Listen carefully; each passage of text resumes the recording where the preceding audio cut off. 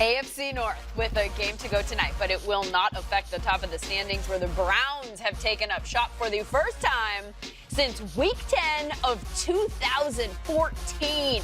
Their win over the Ravens yesterday, not only their first September road win over a divisional opponent since 2008, but their first ever with a 300-yard passer, 150-yard rusher, and 150-yard receiver in the same game. This, LT, is the team that we talked about all offseason. What was different yesterday? Well, one, they were highly motivated from Brandon Williams coming out talking about what's going to be the plan for the Browns whenever they get hitting them out.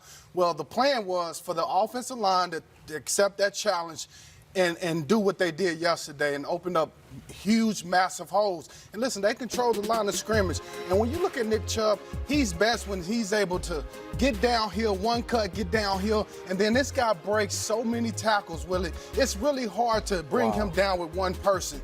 He continues to churn out yards, and he has great vision. That's the one thing. Look at this run right here.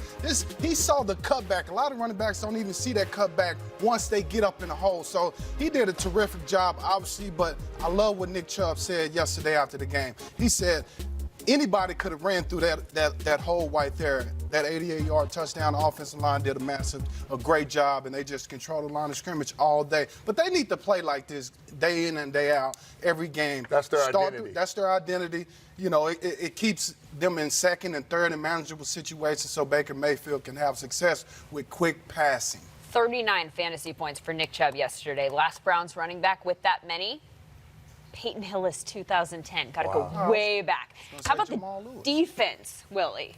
Held Baltimore in check. How'd they do it? They did a great job, and you got to confuse Lamar Jackson. You got to keep him off balance, and I know it sounds crazy for a mobile quarterback, but you got to keep him off the spot. So when you look at the tape and you watch what they did up front, they confused him. Here's two linebackers. They're mugged up in the A-gap. So when you're taking account, you're trying to figure it out. You got a flush game on the right, and you got two linebackers that looks like they're rushing that's dropping out. The guy here is Demarius Randall, so he confuses the front, the protection. Nobody accounts for him, almost misses him because he's so elusive, does a great job of recovering and making a play. And then here you go again. You got to get good push in the middle of the pocket. Get Lamar Jackson off the spot. Ogunjobi does a great job.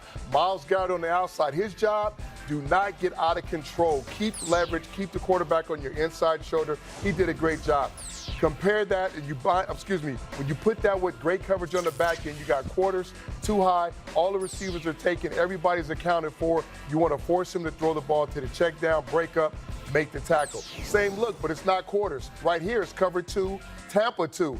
Schobert does a great job of matching and getting depth with the tight end. The safety recognizes what they're trying to do, gets over the top, goes up, high points the ball, makes a great play. So you got to take the ball away. You got to control the trenches. You got to contain Lamar Jackson. You got to stop the run game. I can keep going on and on and on. But they did a great job of doing all those things yesterday. Great game for Cleveland. We'll see if they can keep it up. They've got a tough stretch ahead at Niners versus Seahawks at Patriots. Scott?